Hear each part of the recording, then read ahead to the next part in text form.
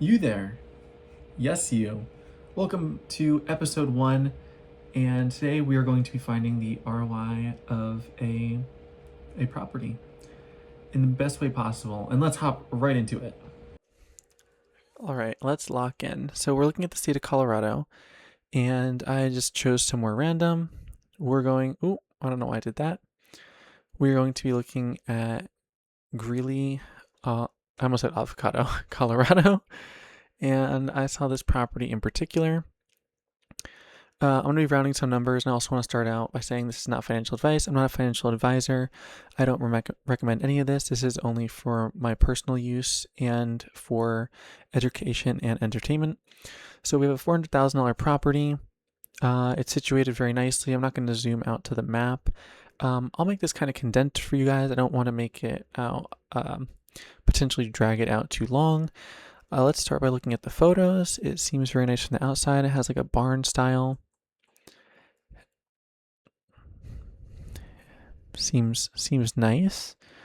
Although it is a quick look. Normally, if I was buying this for myself or even as an investment, I would pay more attention. From the windows, I can see that it's clearly dated. It is an old house, especially from this bathroom with that floor vent and the sink. I have no idea what's going on there. Especially, don't even get me started on this situation. I think that might be a shared driveway parking lot. I mean, it has a patio. It is an interesting property. And so it was built over a century ago. It's no surprise. In 1908. I think that's a pretty small lot. The house is almost half of the lot size. Located near high school. I think there's a college as well.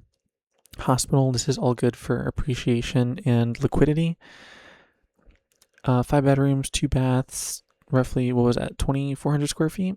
If we look back here in this 6 year difference, the price nearly doubles.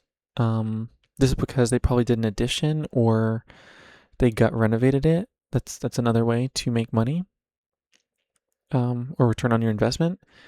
And one thing that's good to notice is that the listing price is not necessarily the market price.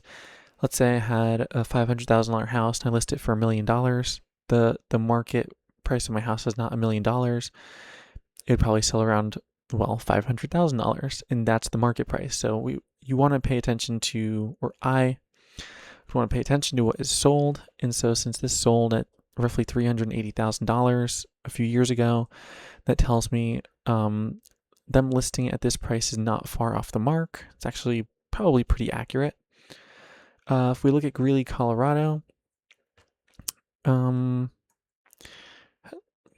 solid population, city population, which is good for liquidity. And as well as, since this would be a rental investment property, I chose a single family home because it'd be easier.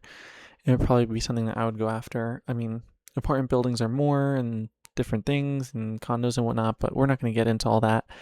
I could make a different video or a video either breaking some stuff down in the future.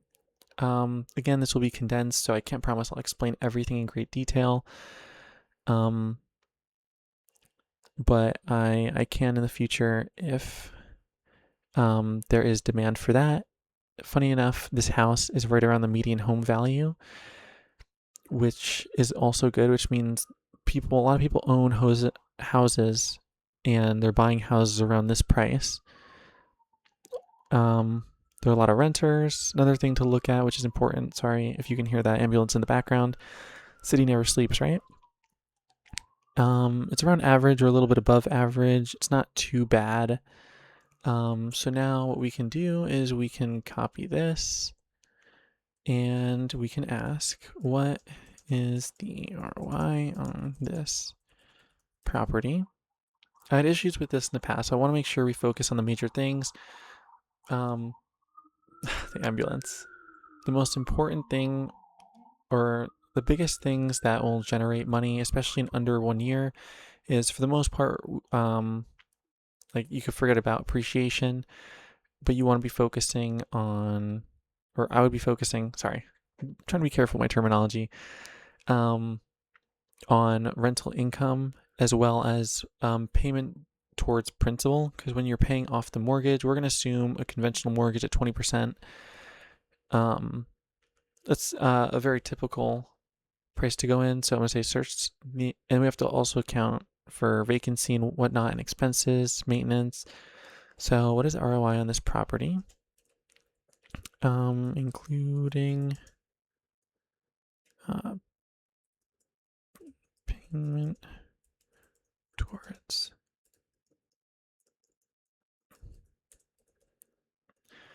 Please don't judge me for my spelling, but I'm trying to make it easier and not edit the video as much. Sorry for the slowness, but I want to show you it happening in real time. So payment towards principal, appreciation, rental income, and expenses. Well, actually, I should say, because it gets tripped up, sometimes artificial intelligence is not that intelligent. What is the ROI on the basis I pay? 20% down. Because the rest is debt, which I really don't care about. And since it's an investment, it is also likely be considered good debt. Paste that in there. And let's see what we got cooking. So yada, yada, yada. This won't be entirely accurate. I do have to train it or make a project that will talk about this better. I don't know how much you can trust this estimate, or Zestimate, I should say. One thing it also forgets is the estimated rent.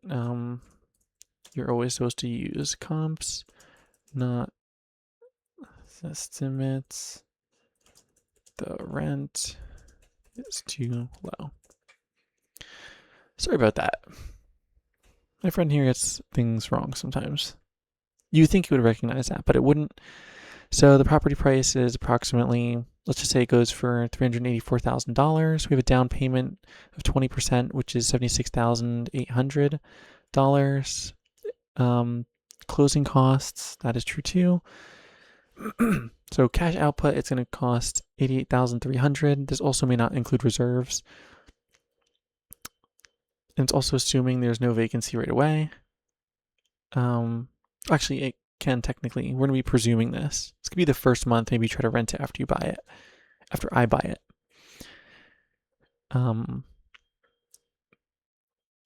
So operating expenses. A reasonable expense.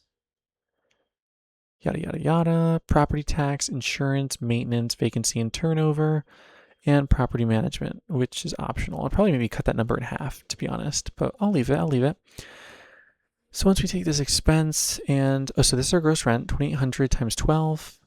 So our net operating income is roughly 24,000. Is that right? That's a lot. Oh, no, we have to factor in the mortgage. Don't worry, we didn't forget about it.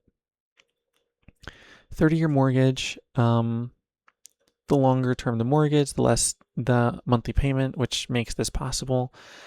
And roughly interest rates right now is 6.5%. So there's the loan amount, principal and interest, I think, or is it P&I insurance? Don't worry about that. I'm not gonna worry about that for now. I don't know. I forget what that stands for. And so our cash flow is 24. So if I were to hypothetically buy this property, I'd probably cut down on some of this property management. So let's say it's $1,000 a year. And then we want to factor in equity buildup and appreciation. So in a 30-year mortgage, portion principal, so it'd be $4,000 to $6,000. This would be principal pay down.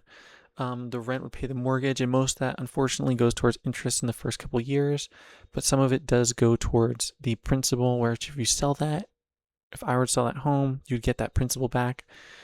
It's not all just interest in the loan that is theirs. Assuming a 3% year-over-year growth, or just growth, it would be an $11,520 equity gain. So then put it all together for 1 year ROI for this property, 1626 11th Avenue, Greenlee, Colorado. It is going to be 18.7%. That looks very good, at least on paper, assuming just what I talked about. If I can, I mean, there's also opportunity cost, but if 18.7% was the best I could get on my money, if I had the money, I would personally, I would think this is a good investment and I would go for it personally. Um, so so putting it all together. Oh, and you can also lose money on investments always. It's always a possibility. You never know what will happen. So we have the cash flow. We'll be adding in that little fun number there. Then you got the principal pay down, appreciation. This annual gain actually doesn't even include this potential from this cash flow. So this actually might even be slightly understated to what I would do to the property, or at least would think is possible. And then you take this number, the total annual gain over the total cash invested, and that gets to 18.7% number. Assuming I made some money from the cash flow, it'd be around maybe 20% or at least 19%. So that would be pretty sweet. It takes a lot of money to do that though, and that's why there's more to be made there, at least I think. Anyways, I hope that you enjoy it. I hope I explained it well. I hope to turn this into a series. Um, Liking the video will help me know if you like my content. I'm more than happy to read the comments.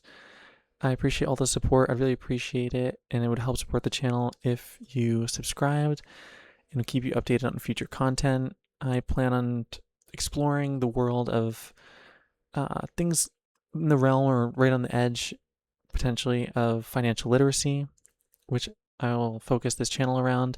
I think this will be a fun series just look at different properties, cities, states, and see what's going on, and if they would potentially be um, good investments on paper in a ROI speaking terms. And at that note, I think I will end this video. Thank you for watching, and I hope to see you in the next video.